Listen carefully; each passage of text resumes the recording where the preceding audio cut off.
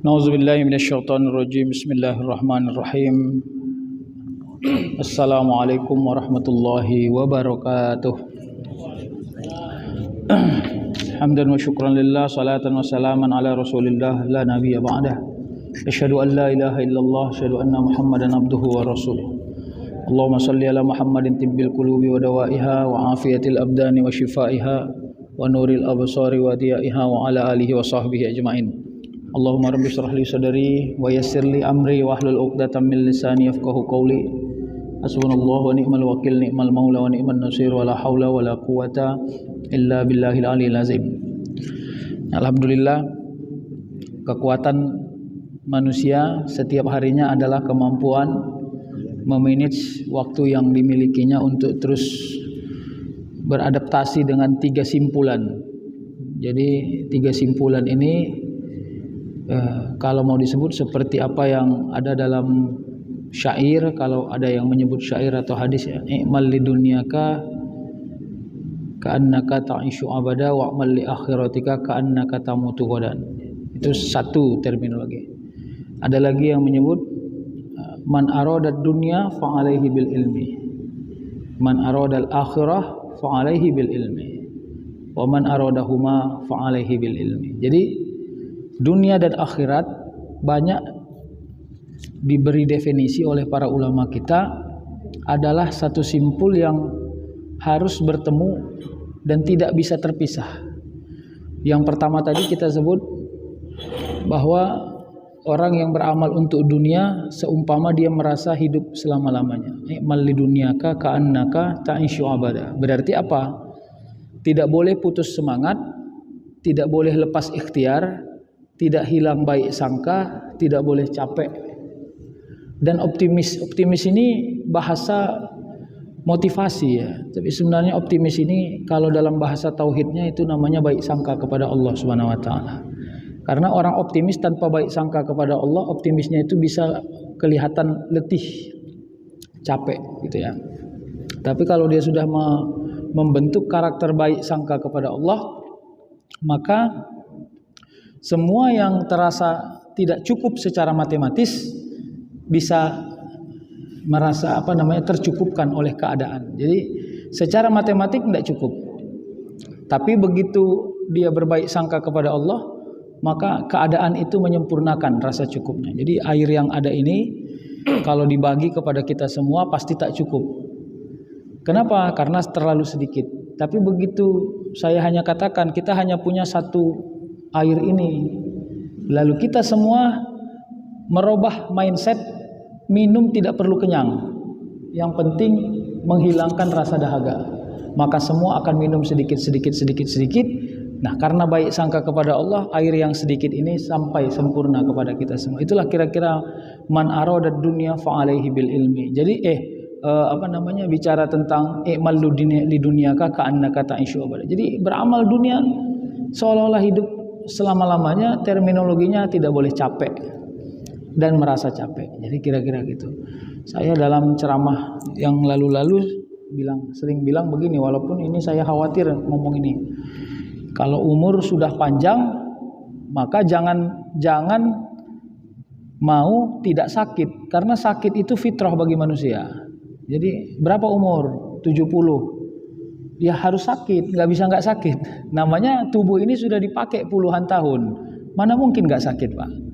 Nah, sekarang kerja kita yang sudah mulai banyak umurnya adalah merawat diri agar penyakit itu tidak mengganggu kesehatan jiwa dan jasmani kita. Itu aja. Mulai sering keseleo, mulai sering sakit pinggang, ya namanya begitu. Dulu waktu main futsal 2 kali 45 menit dia tidak diganti-ganti. Sekarang 10 menit udah minta tukar aja. Ya kenapa? Napas sudah mulai terbatas. Ya dulu begadang jago, sekarang jam 10 nggak tidur udah masuk angin. Ya memang itulah fitrahnya orang yang punya tubuh. Karena tubuh ini digunakan terus. Nah kira-kira begitu.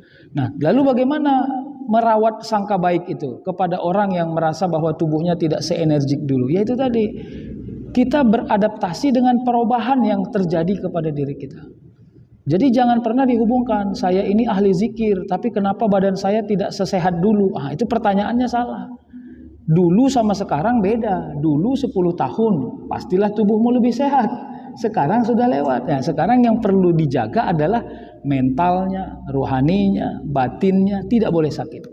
Karena orang yang tubuhnya lemah, tapi jasmani, rohaninya dan batinnya kuat, insya Allah lemahnya tubuh akan teratasi dengan semangat dan kuatnya batin. Jadi itulah makna kenapa disebut ala bizikrillahi tatmainnul qulub, ya.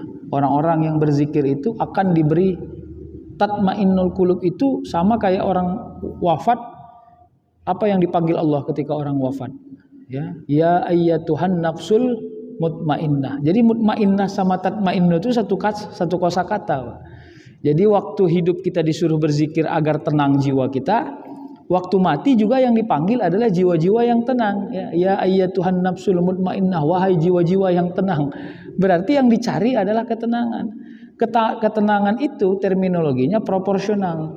Bagaimana proporsionalnya? Dulu waktu lahir muda seimbang energi batinnya, energi ruhnya dengan energi jasmaninya. Tapi lama-lama energi jasmani mengurang. Nah, yang menopang itu apa? Energi rohani kita. Maka dalam konsep tauhid, energi rohani itu ya zikrullah tadi, la ilaha illallah. Jadi jangan canggung atau jangan keseleo lidah kita kalau ngomong begini, ya Allah, kepada Engkau aku bergantung. Semua ikhtiar usaha dalam hidup ini semata-mata sebab kemudahan yang Engkau beri.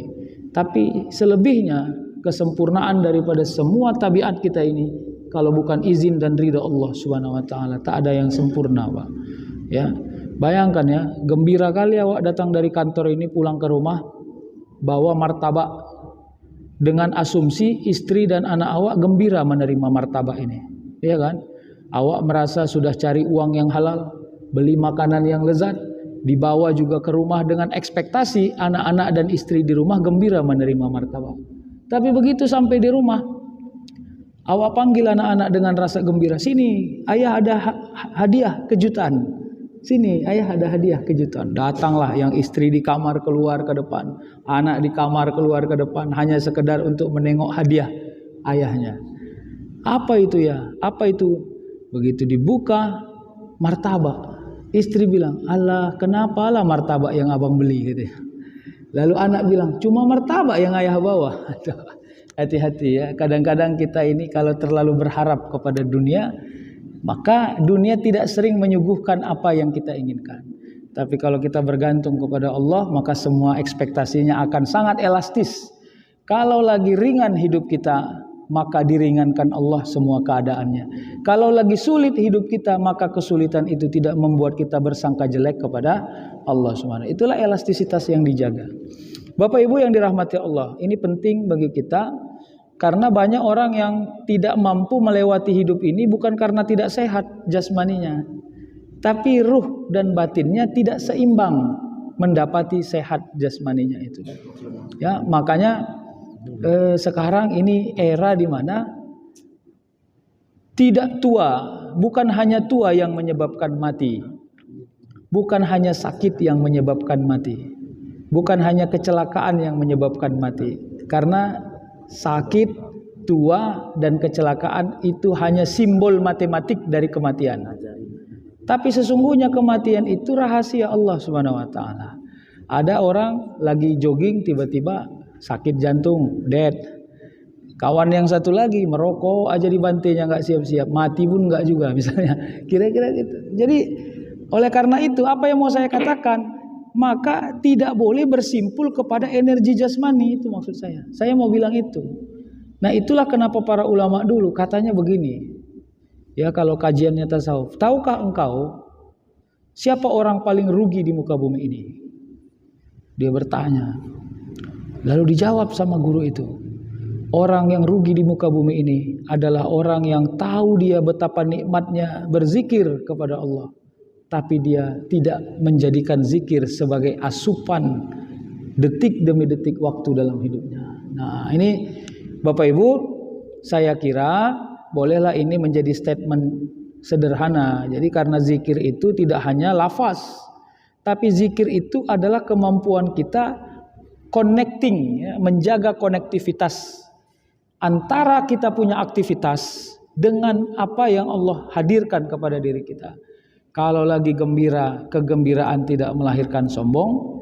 Kalau lagi sulit, kesulitan melahirkan baik sangka dan optimisme atau ikhtiar yang tinggi. Ya udah, begitu saja.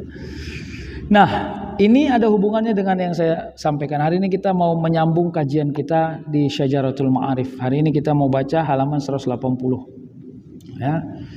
Kalau di dalam kitab yang Arab dan kitab yang juga ada terjemahnya.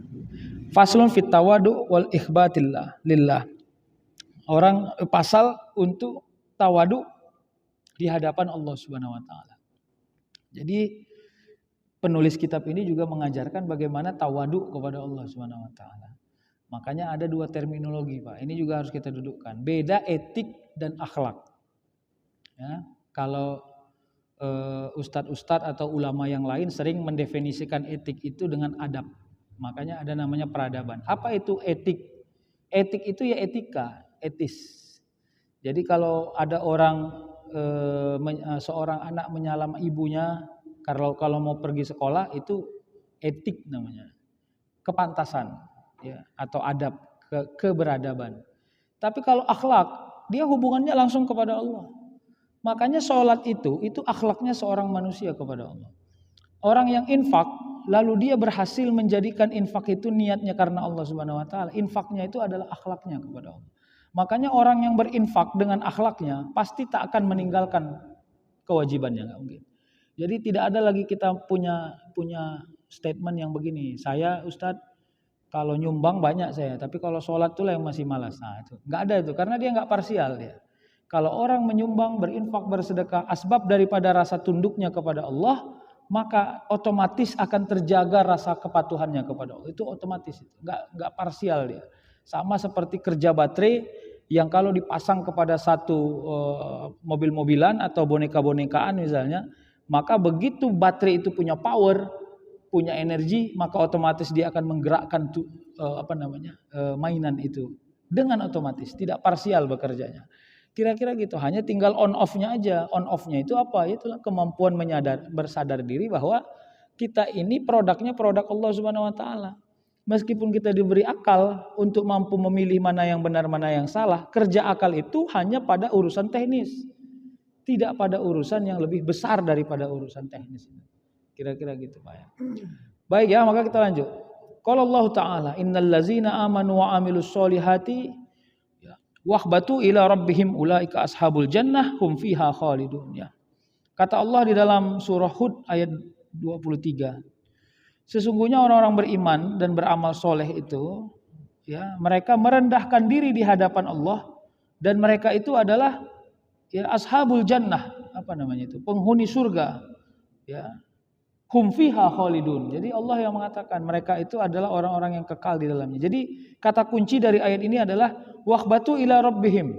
Orang yang merendahkan diri di hadapan Allah Subhanahu wa taala. Nah, ada pertanyaan yang agak filosofis. Apa mungkin manusia bisa menyombongkan diri di hadapan Allah? Kalau secara formal enggak mungkin, karena manusia sadar diri dia ini makhluk dan Allah itu Tuhan. Secara formal manusia sudah sadar itu. Bahkan orang paling jahat sekalipun begitu dia tanya apakah Anda Tuhan atau makhluk, dia akan menjawab bahwa dia makhluk. Orang yang paling jahat sekalipun. Secara formal, tapi secara non formal, gerak tubuh manusia ini sering menciptakan keadaan yang seolah-olah hanya dia hidup sendiri tanpa membutuhkan sesuatu yang lainnya.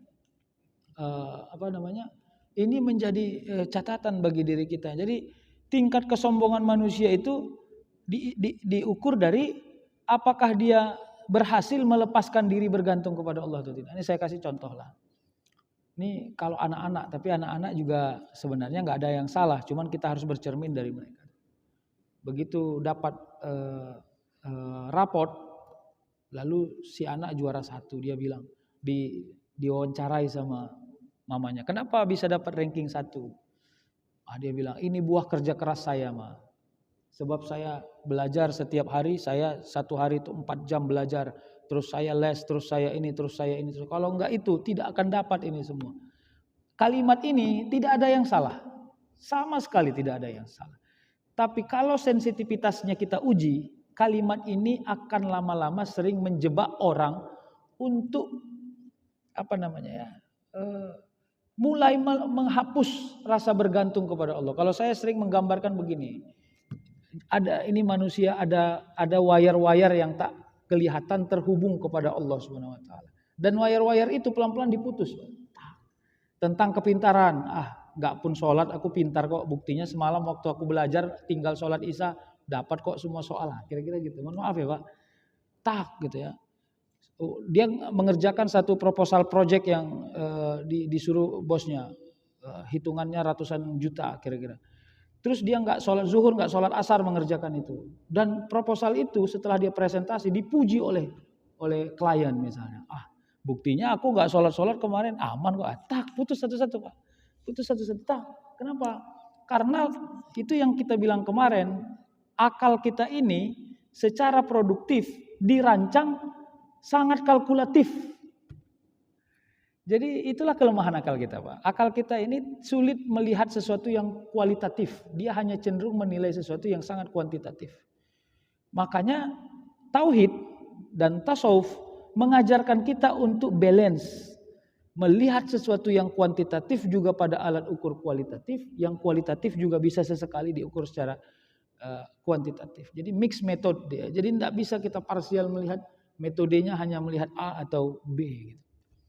Nah, makanya bagaimana? Kalau wayar-wayar ini lama-lama diputus, disitulah letaknya dia. Wahbatu ila rabbihim. Manusia itu sering tidak sama itu ya Pak. Kayak orang berinfak nih. Saya beri catatan kepada orang yang berinfak untuk melihat kira-kira apa yang dibentuknya dalam pikirannya. Kenapa Anda membantu orang atau bersedekah kepada orang? Jawabannya bisa 3 Pak.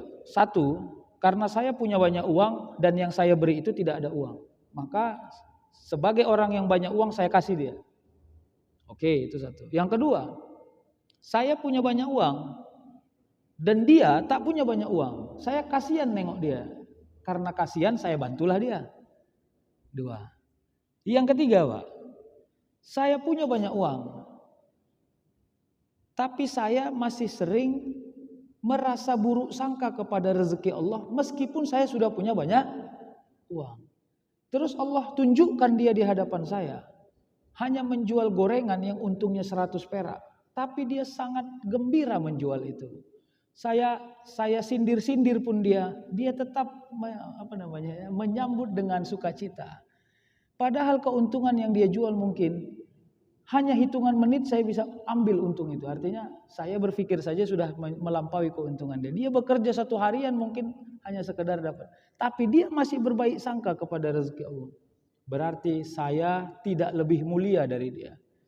Dia lebih mulia dari saya. Maka sebagai orang yang tidak lebih mulia dan diberi Allah rezeki yang banyak, maka saya harus memudahkan urusan orang yang lebih mulia dari saya. Terminologinya harus dibentuk Pak. Kalau enggak kita tetap bersedekah dalam keadaan sombong. Itu problemnya orang bersedekah. Tetap dia merasa lebih punya power gitu. Ya, kalau di masjid-masjid saya sering bilang itu ya, kalau kita ngasih nyantuni orang, apakah anak yatim, duafa, fuqara, enggak usah banyak kali ini statement-statement yang seolah-olah merendahkan, enggak usah. Ya. Datang anak itu, udah mandi kau? Udah mandi. Kenapa? Udah miskin, nggak mandi pula, cemana orang mau bantu kau? Aduh, nggak usah. Kalimat-kalimat gitu tuh nggak penting itu. Bukan kalimat mendidik itu. Ya, karena saat itu posisinya adalah kau hidup dalam keadaan punya harta, dia hidup dalam keadaan tidak punya harta, dan kehidupan kalian sedang berkompetisi pada ruang keimanan. Hati-hati, bukan lebih mulia kau di hadapan Allah saat itu, belum tentu. Jadi tidak ada yang bisa melihatnya secara parsial. Ya, sama kayak anak yatim. Anak yatim juga kita harus memperlakukannya dengan fa'amal yatima fala taqhar. Itu Allah sebut dalam duha itu. Ya. Jadi kepada anak yatim kita tidak boleh semena-mena mengurusnya. Anak yatim kita mau beri santunan anak yatim, panggil.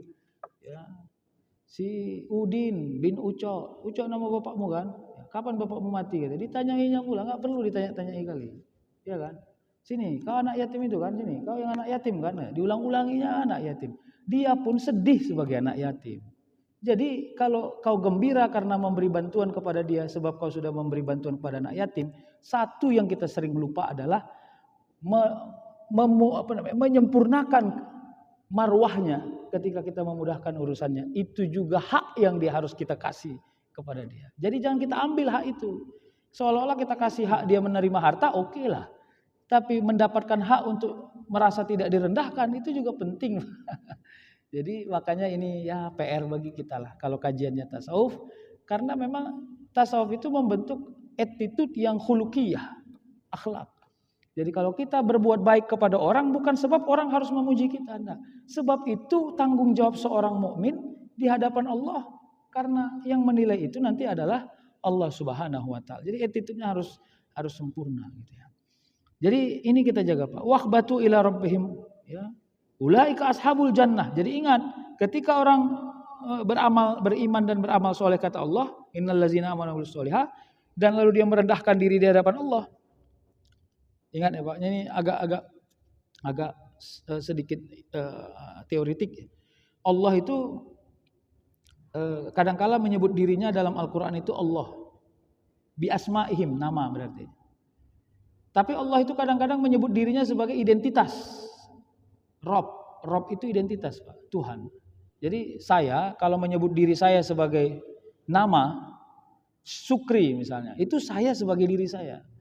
Tapi ketika saya ketemu sama anak saya bilang saya ayah, saya adalah ayah. Maka saya harus memerankan diri juga tanggung jawabnya sebagai seorang ayah, bukan hanya sebagai seorang nama saya gitu kira-kira. Ini agak teoritik dikit ya.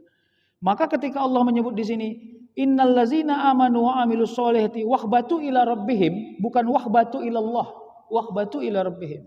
Dan rendah dirilah engkau kepada Tuhanmu. Maknanya Allah, artinya semua yang diperintahkan Allah karena dia Tuhan harus kita kerjakan. Disinilah paham eling itu terputus. Makanya kalau ada orang bilang, saya Ustadz, iman saya udah sempurna, saya nggak butuh sholat kayak kalian ini, saya cukup ingat-ingat aja, eling. Kalau kalian ini kan masih awam ini, saya udah agak naik sedikit lah makom saya. Nah, hati-hati karena Allah bilang, Rabbihim berarti syariahnya Allah harus diikut. Kenapa? Karena ciri-ciri orang yang mencintai Allah itu bukan hanya tentang ingat saja, tapi juga mematuhi semua apa yang diperintah oleh Allah Subhanahu wa taala. Awak aja di rumah ada anak awak bilang dia sayang kali sama awak, sayang kali lah abang sama ayah katanya. Tapi semua perintah awak nggak ada yang dikerjainya. Bantulah ayah nak nyapu rumah. Nggak usah lah ayah, yang penting awak sayang sama ayah katanya. Bantulah nak ayah belikan dulu. Nggak usah ya, itu nggak penting, yang penting awak sayang sama ayah. Lama-lama awak tokokkan juga dia kan. Sayang tapi disuruh nggak mau, sama aja. Jadi saya kira begitulah. Makanya bapak-bapak hati-hati ya, jangan terjebak dengan faham-faham yang seolah-olah itu adalah sesuatu yang sifatnya ma'rifah, itu yang hakikat, lalu kita menanggalkan pelan-pelan tanggung jawab kita perintah kepada Allah Subhanahu wa taala. Ada katanya kalau orang hebat itu Ustaz nggak sholat lagi Ustaz, jadi dia udah naik makohan. Nggak usah lah, kita main awam aja Pak. Biarlah kau yang hebat, saya nggak hebat, saya yang penting melaksanakan sholat. Udah begitu aja teorinya. Sedikit lagi ya Bapak ya. Lalu waqala di dalam Al-Hajj ayat 34. Wabasyiril mukhbitin. Jadi kata kuncinya adalah khabito. Jadi ketika Allah mengatakan mereka kekal di dalamnya, maknanya adalah orang-orang yang wahbitu ila rabbihim, maka pada Al-Hajj ayat 24 ini, 34 ini Allah mengatakan bahwa orang-orang yang merendahkan diri, berikanlah kabar gembira kepada orang-orang yang merendahkan diri. Wabasyiril mukhbitin itu gini, kalau dia sudah mampu tidak sombong di hadapan Allah Subhanahu wa taala, maka Allah akan bukakan jalan kepada dirinya untuk melewati semua perjalanan hidup ini. Tapi ingat ya, alat ukurnya nggak bisa satu. Itu yang kadang-kadang kita punya problem di situ, Pak. Kenapa kita menyangka kita belum gembira, belum bahagia? Karena alat ukurnya cuma satu. Yang gembira itu harus kayak dia gitu. Kalau nggak kayak dia, maka saya belum gembira. Sehingga kita merasa bahwa kenyamanan yang kita sudah miliki hari ini tidak ada nilai sama sekali. Nah itu problem kita itu. Disitulah letak kenapa orang sulit bersyukur itu ya. Wa iz ta'azzana rabbukum la in syakartum la azidannakum wa la in kafartum inna azabi. Ketika Allah memberi maklumat Jika engkau bersyukur maka akan aku tambah, kata Allah. Tambahnya itu bukan dalam bentuk kuantitas, tapi dalam bentuk kemampuan mengeksplor semua yang ada. Ya, dia hebat, mobilnya cantik lah, ya, prestis, ya kemana-mana diantar naik Alphard. Oke, secara kuantitas ya. Begitu dia datang, orang lupa sama dirimu. Kenapa? Karena orang sibuk menghormati dia. Tapi ingat, hari ini ketika engkau tak punya mobil kayak dia dan orang menghormati dia dan orang fokus memperhatikan dia, dirimu sedang tidak sakit dan menjaga sehat itu mahal lah itu. Tolong pahami itu, kira-kira gitu ya. Kau tidak punya cicilan yang banyak untuk membuatmu sedikit banyak masalah di dalam rumahmu. Kau punya keluarga yang anteng-anteng aja, nggak ada punya problem yang sangat serius. Maksudnya begitu yang dinilai gitu, supaya kita merasa nggak lebih hebat dia dibanding saya. Enggak, kehebatan kita ini sama. Cuma cara mengukurnya tidak boleh sama. Kira-kira gitu, Pak. Nah, kalau sampai di situ maka ketemulah kita dengan makna wabasyiril mukhbitin, ya. Maka berilah berita gembira, akan diberi berita gembira kepada orang-orang yang merendahkan diri di hadapan Allah Subhanahu wa taala. Ya, lalu ada lagi pada Al-Furqan ayat 63 ya, wa ibadur rahman allazina yamshuna 'alal ardi hauna. Ya, hamba-hamba yang rahman itu adalah dia yang berjalan di muka bumi ini dengan hauna. Hauna itu berjalan di muka bumi ini dengan merendahkan diri. Gini, Pak. Ada orang kalau dia melewati semua kehidupan ini, terasa oleh orang lain kalau dia ini harus dispesialkan gitu. Padahal tak ada keadaan yang harus menspesialkan dia. Ini contoh ya, tapi memang contoh ini agak sensitif. Masjid itu adalah satu tempat di mana tidak ada stratifikasi di masjid itu. Kalau Bapak terlambat datang ya belakang aja gitu. Mau perkara Anda Kapolda atau Kapolri nggak ada penting-pentingnya itu. Harusnya gitu. Itulah sifat yang dibentuk oleh hauna tadi itu. Jadi orang yang berjalan di muka bumi ini dengan dalam keadaan yang rendah diri, tapi rendah diri ini maknanya kepada Allah ya. Kalau kepada manusia nggak boleh rendah diri, Pak. Kepada manusia itu rendah hati, kepada Allah rendah diri. Jangan terbalik. Ya, sama kayak syukur dan alhamdulillah, syukur dan terima kasih. Saya sering mengajak kita untuk mendudukkan maknanya. Syukur itu hanya milik Allah. Makanya manusia nggak boleh bersyukur kepada manusia, nggak boleh. Syukur itu miliknya Allah, itu hak Allah. Jadi makanya kita bersyukur kepada Allah, karena itu adalah tabiatnya makhluk kepada Khalik. Tapi kalau terima kasih itu sejawat. Makanya kalau ada orang yang nolong kita, saya bersyukur kau menolong. Ya bersyukur itu maknanya kau bersyukur kepada Allah, bukan bersyukur kepada dia gitu. Saya berterima kasih kepada Bapak sudah memudahkan urusan saya. Saya bersyukur kepada Allah, mudah-mudahan Bapak juga dimudahkan Allah urusan. Sudah selesai, kira-kira begitu. Jangan terbalik-balik itu. Sama ketika kita ingin menyebut rendah diri dan rendah hati. Rendah diri itu hanya milik Allah dari seorang makhluk. Rendah hati itu miliknya sesama makhluk kepada sesama makhluk. Jadi rendah hatinya kita kepada hewan apa, Pak? Ini kalau masuk pada bab makrifah ini ya. Tapi memang nanti akan banyak case-case yang sensitif ya. Misalnya kepada nyamuk, kepada lalat itu sering ya. Walaupun nanti dalam kajian tasawuf tingkat tinggi bahkan ada nanti orang-orang yang sudah tidak mau membunuh hewan apapun misalnya. Lebih baik menghindari daripada membunuh. Itu makanya ada disyariatkan, Pak. Kalau Bapak ketemu hewan yang memang harus dibunuh karena dia mengganggu hidup Bapak, tolong membunuhnya langsung, Pak. Jangan di ini gitu. Jangan disiksa gitu ya. Misalnya Bapak gedek dengan tikus. Kebetulan tikusnya dapat. Tolong jangan disiksa, Pak. Kalau mau dibunuh aja gitu. Gitu. Karena menyiksa itu selama dia merasa tersiksa, ada hak yang kita curangi kepada dirinya. Hak manusia itu, hak makhluk itu hanya dua. Hak makhluk hidup itu hanya ada dua. Satu hak hidup dan dua hak mati. Nggak ada hak untuk disiksa. Itu tolong kita pahami. Kita aja pun nggak mau disiksa gitu, kira-kira gitu. Nyamuk begitu pak gitu, putus satu sayapnya, mati kan, tunggu dulu sampai capek kok. Jangan, Pak. Kalau bunuh aja gitu, kira-kira gitu.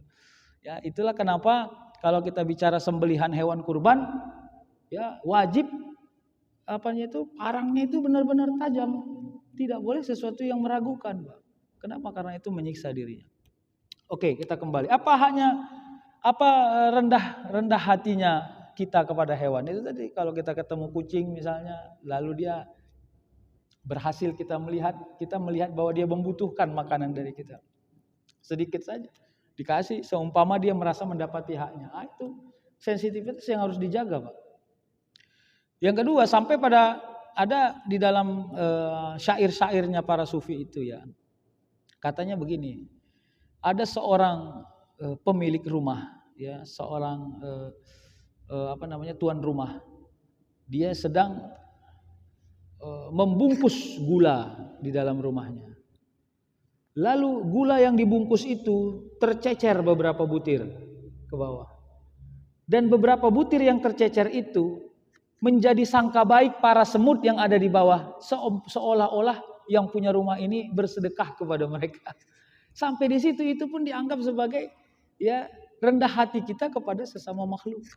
Jadi begitu jatuh gula itu, padahal karena teledor awaknya tak pandai membungkus ya kan, jatuh tiga butir. Terus semutnya berasumsi ya, waduh ini yang punya rumah baik ternyata, kenapa disisakannya beberapa butir untuk kita untuk melanjutkan hidup. Sampai begitu, Pak.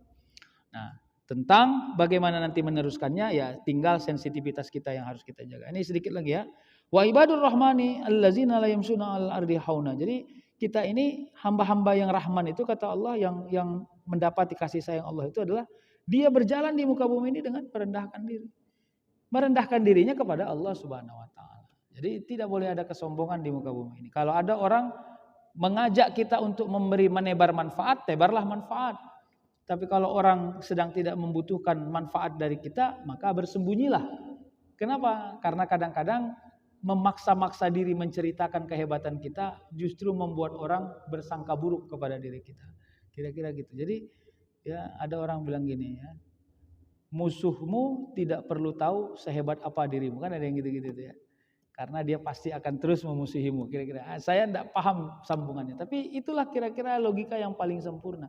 Enggak semua orang bisa sama cara melihat kita. Ya, ada seorang dosen di kampus, ya dia mengajar, dosen senior. Begitu selesai, ada seorang mahasiswanya ketemu sama dia suatu hari. Terus dia bilang, Pak, gembira kali saya dengan Bapak. Ya, saya ini adalah mahasiswa Bapak. S1, S2, S3, saya mahasiswa Bapak. Oh iya, iya.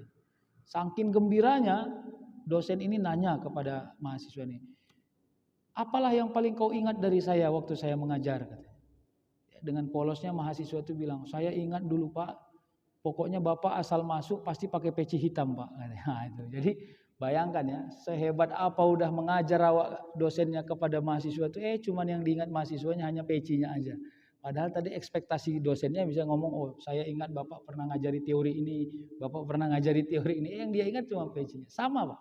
Jadi kita ini nggak bisa memaksa orang untuk kita ini dilihat hebat oleh di semua keadaan, nggak bisa. Nah inilah kenapa kita butuh hauna, ya. Alal ardi hauna. Wa qala alaihi salam, ya Rasulullah SAW mengatakan, innallaha uhiya ilayya an tawadhu hatta la yafkhuru ahadun ala ahad. Jadi lalu katanya begini, Rasulullah bersabda, sungguhnya Allah mewahyukan kepadaku agar kalian merendahkan diri, ya, an tawadhu, ya. Merendahkan diri sehingga sebagian kalian tidak membanggakan diri atas sebagian yang lain. Jadi salah satu pesan dari hadis yang disebutkan oleh Rasulullah ini adalah dari banyak ayat-ayat Quran yang disebut itu, yang diwahyukan kepada Nabi Muhammad melalui Jibril, ternyata salah satu hajat utamanya adalah agar merendahkan diri dan tidak menyombongkan diri di hadapan banyak orang. Nah, ini kira-kira yang disebut di sini ya. Sehingga engkau tidak membanggakan diri atas sebagian orang lain, ya. Lalu ada ikhbat, ya. Apa itu merendahkan diri itu? Tawaduk kepada Allah, buahnya adalah patuh pada perintah Allah, ya. Tawaduk kepada Allah, kalau orang yang sudah paham posisinya di hadapan Allah, maka buahnya ya adalah patuh kepada Allah. Maka ini yang saya katakan di awal tadi, sulit kita menemukan satu keadaan bahwa ada orang mengatakan atau mendeklarasikan bahwa dirinya adalah orang yang paling dekat kepada Allah, tapi dia tidak mengerjakan perintah Allah. Sulit kita menemukan korelasi yang utuh gitu kira-kira. Ya, makanya hati-hati ya, ini juga kita jangan sampai terjebak dan tidak boleh memudah-mudahkan satu urusan yang memang urusan itu menjadi tanggung jawab yang sangat sensitif kepada diri kita. Kalau nggak bisa mengerjakan dengan sempurna, sudah ditawarkan kepada kita ada rukhsah. Ingat, rukhsah itu ada keringanan. Ya, orang nggak bisa sholat berdiri bisa duduk. Ya, orang dalam keadaan musafir ada jalannya. Ya, kira-kira gitu. Sampai nanti ya keadaan yang memang membuat kita tidak lagi bisa melakukan apapun. Dan sampai saat itu maka sampailah kepada kita untuk mendapati kemudahan yang paling semudah-mudahnya. Bapak Ibu, saya kira itu dulu yang bisa saya sampaikan ya. Jadi hari ini kajian kita tentang tawaduk di hadapan Allah Subhanahu wa taala, ekspektasinya adalah memantaskan perjalanan hidup kita ini untuk tidak congkak ke atas dan tidak juga terlalu merasa rendah ke bawah dalam makna kehidupan sesama manusia. Mudah-mudahan manfaat. Kalau ada diskusi kita persilahkan. Assalamualaikum warahmatullahi wabarakatuh.